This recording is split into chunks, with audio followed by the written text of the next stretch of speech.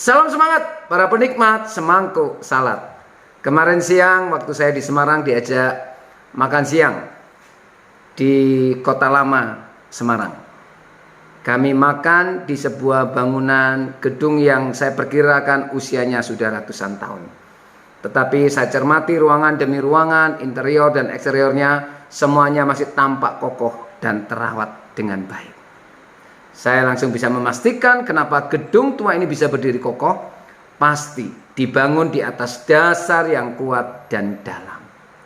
Demikian juga hidup saudara akan tetap kokoh, kuat menghadapi badai kehidupan ini ketika saudara menjalani kehidupan ini atas dasar yang kuat dan kokoh. Apa dasar yang kuat dan kokoh itu? Mari kita membaca nasihat Rasul Paulus kepada jemaat di Kolose.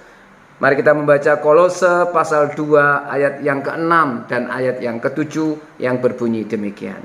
Kamu telah menerima Kristus Yesus Tuhan kita. Karena itu hendaklah hidupmu tetap di dalam Dia. Hendaklah kamu berakar di dalam Dia dan dibangun di atas Dia. Hendaklah kamu bertambah teguh dalam iman yang telah diajarkan kepadamu. Dan hendaklah hatimu melimpah dengan syukur.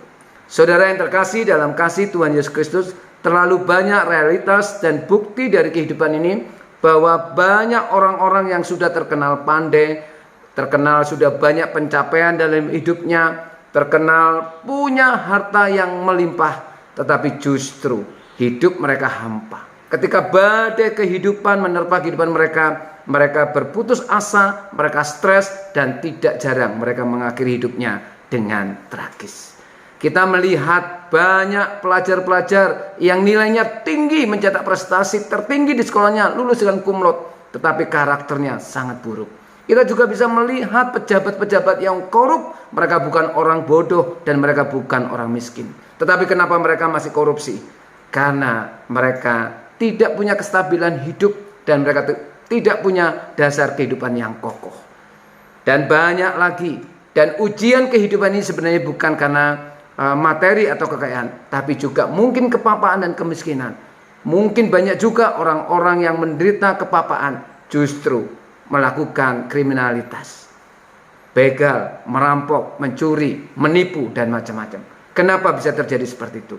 Karena pada dasarnya tidak memiliki dasar yang kuat, dasar yang benar, dasar yang dalam.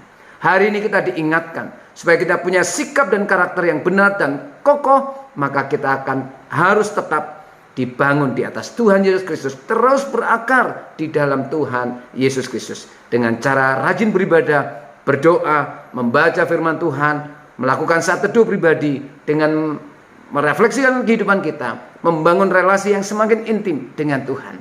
Karena apa? Karena dasar yang kuat itu akan menentukan kekuatan hidup saudara. Dasar yang dalam akan menentukan kapasitas kekuatan kita menghadapi kehidupan yang penuh penderitaan dan tantangan ini. Selamat berakar dan dibangun di atas Tuhan Yesus Kristus. Tuhan Yesus memberkati.